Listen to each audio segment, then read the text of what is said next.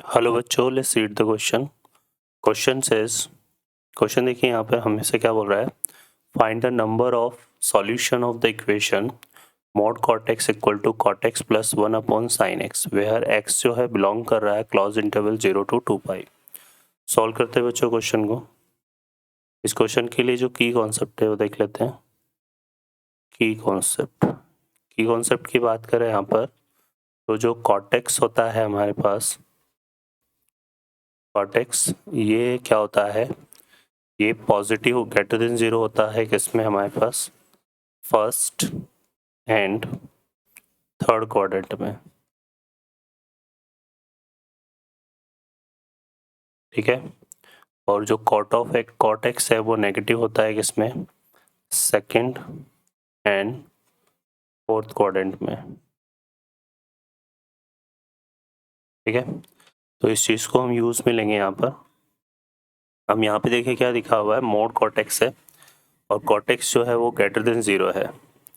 तो इसमें प्रॉब्लम को सॉल्व करने के लिए दो केस कंसिडर करेंगे। फर्स्ट केस में तो हम क्या करते हैं, cot ऑफ x को लेते हैं ग्रेटर देन 0। तो मोड cot x हमारा यहाँ पे cot x को ग्रेटर देन 0, तो मोड cot x को हम क्या लिखेंगे, cot x लिख देंगे फिर, और ये आ जाएगा हमारे पास cot x plus 1 upon sine x। अगर हम cot x को ग्रेटर देन 0 ले रहे हैं तो 0 to 2π में फिर x हमारा कैसे बिलोंग करेगा, x बिलोंग करेगा 0 to π/2 और यूनियन क्या आएगा, पाई से 3π/2। ये वाला इंटरवल हम लेंगे। ठीक है, तो इस वाले केस में cot x से cot x कैंसिल हो जाएगा, हमारे पास क्या आएगा 1 upon sine x equal to 0। अब 1 upon sine x equal to 0 मतलब क्या हो गया, cosec x equal to 0। cosec 0 किस पर होता है, जिस पर साइन क्या होता है, cosec 0। तो cosec की 0 तो वैल्यू पॉसिबल ही नहीं है, तो यहाँ पर cosec equal to 0 not possible, ये पॉसिबल नहीं है। ठीक है, तो इस वाले केस में हमें क्या मिलेगा यहाँ पर, नो सॉल्यूशन। इस केस में हमें कोई भी सॉल्यूशन नहीं मिलेगा क्योंकि cosec x इक्वल टू 0 तो पॉसिबल ही नहीं होगा। अब आते हैं सेकंड केस में, इसमें हम cot ऑफ x को क्या लेंगे, less than 0। cot of x को लेस देन 0 लेंगे तो ये नेगेटिव किस में होता है, सेकंड क्वाड्रेंट में, तो उस केस में x बिलोंग करेगा π/2 टू पाई और यूनियन यहाँ पे आ जाएगा 3π/2 टू 2π। ठीक है, अब इस वाले केस में देखिए इक्वेशन में क्या होगा, जो मोड cot x है उसे लिखेंगे हम माइनस cot x, यहाँ आएगा इक्वल टू cot x और यहाँ पर एक प्लस क्या था 1 upon sine x।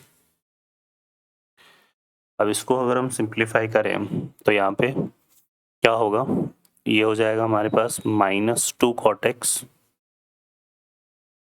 Equal to 1 upon sine x।